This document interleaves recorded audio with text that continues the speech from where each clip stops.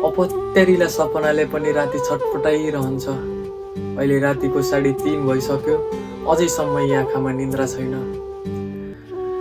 के भनौँ, जिन्दगीले यसरी तडपाउँदैछ कि न कुनै गन्तव्य भेट्छु, न कुनै गन्तव्यको चिहान नै भेट्छु। आफैमा आफै हार्दै गएको छु, तर पनि के गरुला भन्दै पाइलाहरू पनि सार्दै गएको छु, पछि सरेको छैन। जिन्दगीमाथि आश छ, अझ आफैमा आफै अलिकति दबाब पनि छ। किन गर्दैछस्, कसको लागि गर्दैछस् भन्ने यो मनले भनिदिँदा पनि होइन मैले गर्नै पर्छ, होइन मैले अगाडि बढ्नै पर्छ भनेर यो मनले पनि आफैलाई प्रश्न गर्छ। म एक्लै गुनगुनाउने गर्छु।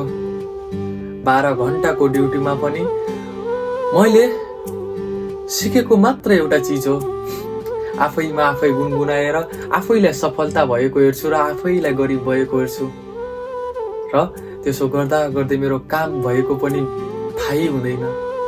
अनि राति त्यो थाकिएको शरीर अनि मरेको लास जस्तै मेरो यो जिउँदो शरीर लिएर कोठामा आउँछु, झट्याक्क ब्याग फाल्दै बिस्तारामा यो सिर्यानीमा यो टाउको राख्दै भन्छु, ओहो आजको दिन त बाँचिए, भोलिको दिन के होला र मेरो। तर पनि अझ आफैलाई प्रश्न गर्छु, होइन के बोलिरहेछु म, के गरिरहेछु म, भोलि त काममा जानुपर्ने होइन।